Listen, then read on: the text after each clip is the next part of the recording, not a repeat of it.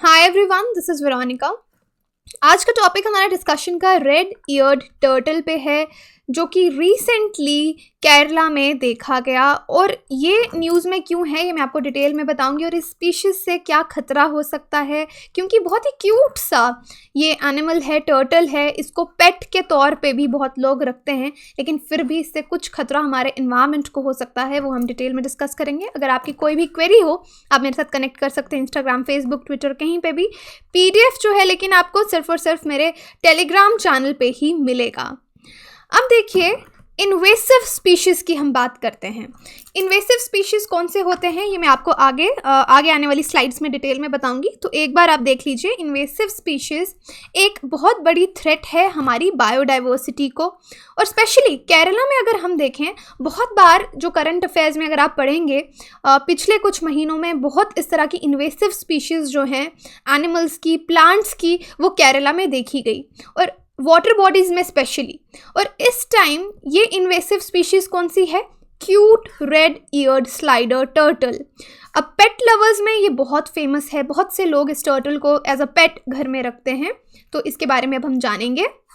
ये जो red eared slider है, टर्टल है, इसका ये साइंटिफिक नेम है ट्राकिमस क्रिप्टा एलिगेंस, और इसको red eared terrapin, red eared slider turtle, red eared turtle, slider turtle, water slider turtle, अलग अलग नामों से जाना जाता है। अब रिसेंटली देखिए, इस तरह से दिखता है, कितना सुंदर है। कान के यहाँ पे इसका थोड़ा सा रेड कलर है, जिसलिए रेड ईयर्ड टर्टल इसको कहा जाता है।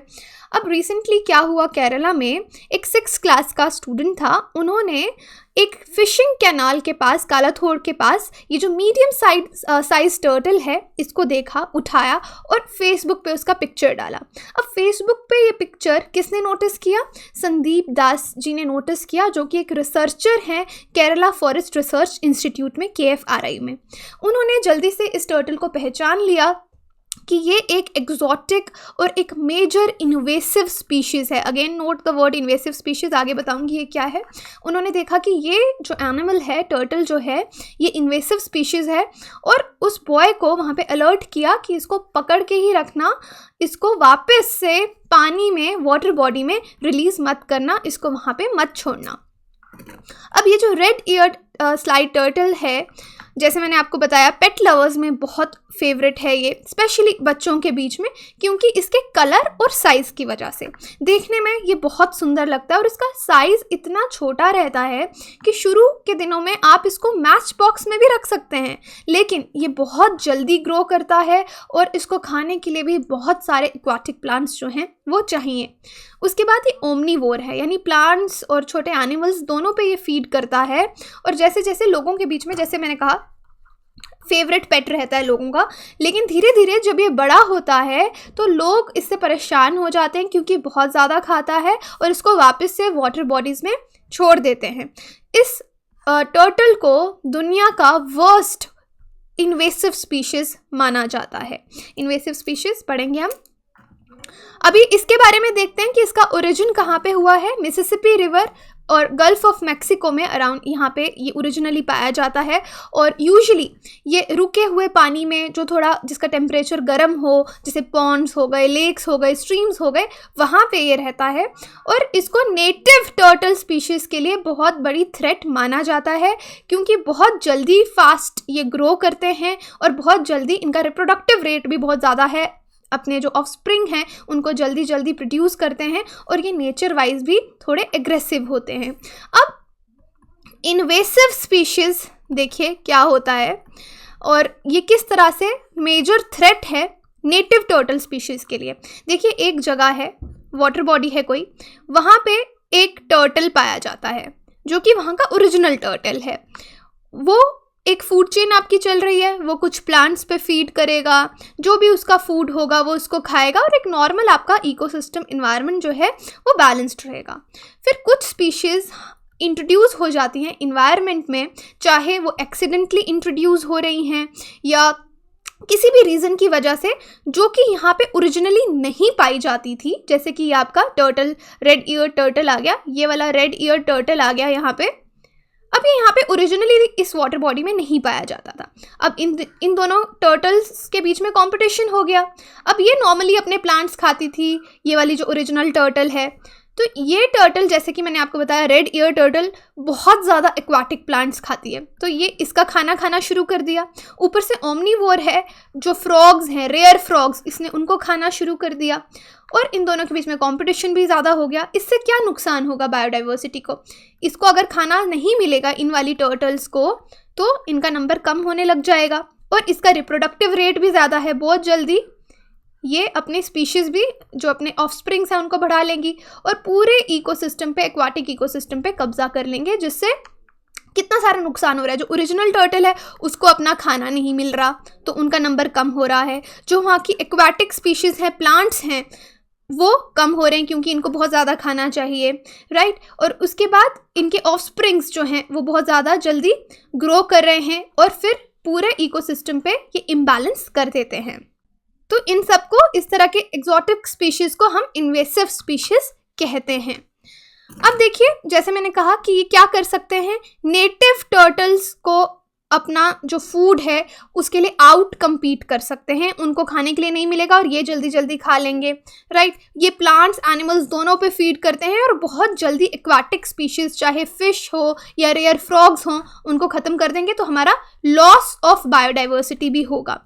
अब स्टडीज़ बताती हैं ये जो रेड ईयर्ड टर्टल है, इसकी वजह से बहुत ज़्यादा डिजीज़ जो हैं, पैरासाइट्स जो हैं, ये ट्रांसफ़र करते हैं रेप्टाइल स्पीशीज़ को, जो कि नेटिव वहाँ के रहने वाले हैं। जिस तरह की जो कंट्रीज़ हैं, ये ऑस्ट्रेलिया हो गया, आपका यूरोपियन यूनियन हो गया, इसको इंपोर्ट करना, इस टर्टल को या पेट रखना इल्लीगल कहा गया है, क्योंकि मैंने कहा वर्ल्ड का ये बहुत ही खतरनाक इन्वेसिव स्पीशी है। अब जो NCBI है, हाँ, उन्होंने एक मैसिव सर्वे जो है वो शुरू किया है ताकि रेड ईयर्ड टर्टल को वाइल्ड से हम इसको हटाया जाए, ओके, ताकि इनका ग्रोथ इतना ना हो जाए कि ये लॉस ऑफ बायोडाइवर्सिटी, जिसकी वजह से हमको देखना पड़े। और लोगों को पेट शॉप्स में भी कहा है, डिस्करेज किया है कि इसको बेचिए मत, लोगों को मत दीजिए, बिकॉज अल्टीमेटली आप देख ही रहे हैं कि कितना नुकसान इसकी वजह से होगा। अब देखिए, एग्जॉटिक स्पीशीज़ इसको कहा गया है। तो ये एग्जॉटिक स्पीशीज़ क्या होते हैं?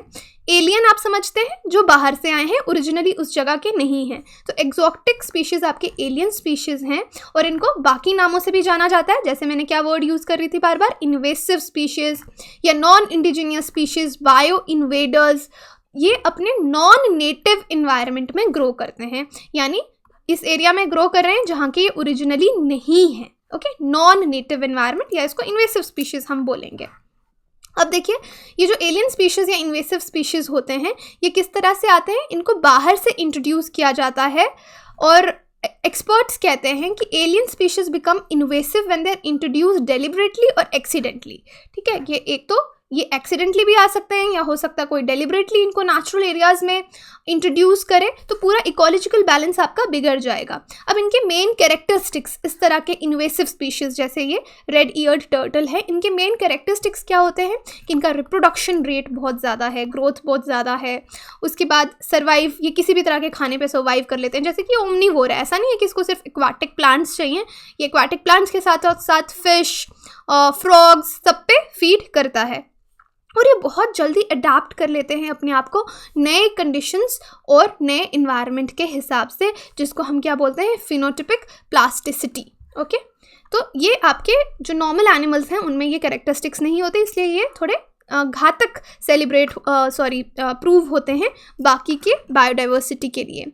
अब किस तरह से इंट्रोड्यूस होते हैं कि जो लोग आते हैं या सामान बाहर से आता है, तो वहाँ पे इस तरह के इन्वेसिव स्पीशीज़ इंट्रोड्यूस हो जाते हैं। अब इनको कैसे रोक सकते हैं? The most effective way to stop the negative impact of invasive species is through prevention and spread of regulating the trade and movement of species.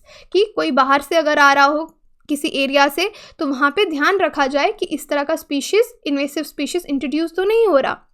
और इन केस अगर इन्वेसिव स्पीशी आ गया है तो उसको जल्दी से जल्दी डिटेक्ट करें, उसको मॉनिटर किया जाए और उसको उस जगह से नॉन नेटिव इन्वायरमेंट से रिमूव किया जाए, इरेडिकेट किया जाए, ताकि वो और ज़्यादा स्प्रेड ना हो जाए। अब इन्वेसिव स्पीशीज़ के बहुत ज़्यादा नेगेटिव इम्पैक्ट्स होते हैं, जैसे कि लॉस ऑफ हैबिटेट। मैंने आपको बताया किस तरह से वो आपने बाहर से एक रेड सी टर्टल आया और वहाँ का एक नॉर्मल टर्टल था, तो इसके साथ कंपटीशन में ये इसको पीछे छोड़ देगा, तो इसका हैबिटेट बिल्कुल ख़राब हो जाएगा। उसके बाद some invaders can physically alter the habitat. कुछ जो हैं कुछ एनिमल्स तो इस तरह के होते हैं जो फिजिकली भी हैबिटेट को चेंज करते हैं। और देखिए इन्वेसिव स्पीशीज़ सिर्फ एनिमल्स नहीं होते, प्लांट्स के भी आपके इन्वेसिव स्पीशीज़ होते हैं। और बाकी के इन्वेसिव स्पीशीज़ ऐसा है कि शायद हैबिटेट को तबाह नहीं करेंगे, लेकिन बहुत सारे जो एंडेमिक स्पीशीज़ हैं उनको मार दें। जैसे मैंने आपको बताया red sea turtle rare frog पे फीड करता है, तो रेयर फ्रॉग ऑलरेडी रेयर है, उसको ख़त्म कर देगा तो हो सकता है वो एक्सटिंक्ट हो जाए। इन्वेसिव स्पीशीज़ ह्यूमन हेल्थ पे भी इसका काफ़ी असर पड़ता है। जैसे इन्वेसिव ज़ीब्रा मुसल्स थे, इनमें बहुत सारे इस तरह के टॉक्सिन्स थे जो इनकी टिश्यूज़ में रहते थे। और ऑब्वियसली इन पूरी सब चीज़ों का इकोनॉमिक कॉस्ट भी हमको बहुत ज़्यादा पड़ता है। इकोनॉमिक कॉस्ट कैसे पड़ेगा?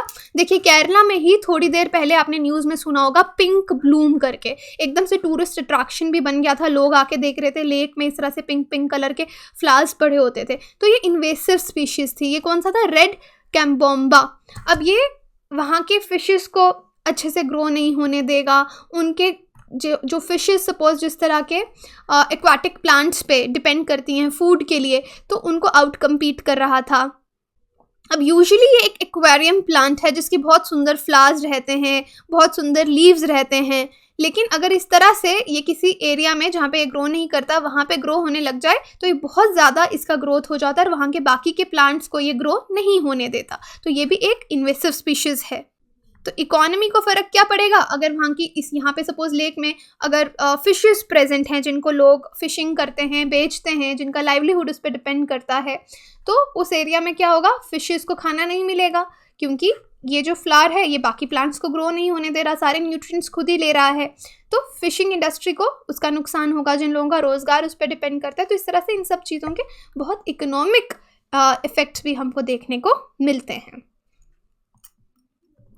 तो यही था हमारा आज का डिस्कशन, जहाँ पे हमने ये रेड ईयर्ड क्यूट से टर्टल के बारे में पढ़ा। देखने में तो बहुत क्यूट है, लेकिन देखा कि कितना बायोडाइवर्सिटी के लिए ये नुकसानदेह हो सकता है। और उसके बाद में इन्वेसिव स्पीशीज़ के बारे में जाना। एक अलग से भी लेक्चर में पूरा डिटेल में इन्वेसिव स्पीशीज़ पे बनाऊँगी वेरी सून। तो चलिए, आपका कोई भी डाउट हो आप मेरे से कनेक्ट कर सकते हैं। और देखिए अभी 28 फ़ेब तक अगर आप ये कोड यूज़ करेंगे तो आपको एक्स्ट्रा डिस्काउंट भी हमारे कोर्सेज़ पे मिलेगा। बाकी इन्फॉर्मेशन अगर आप चाहते हैं तो आप स्टडी IQ की वेबसाइट विज़िट कर सकते हैं। Thank you so much.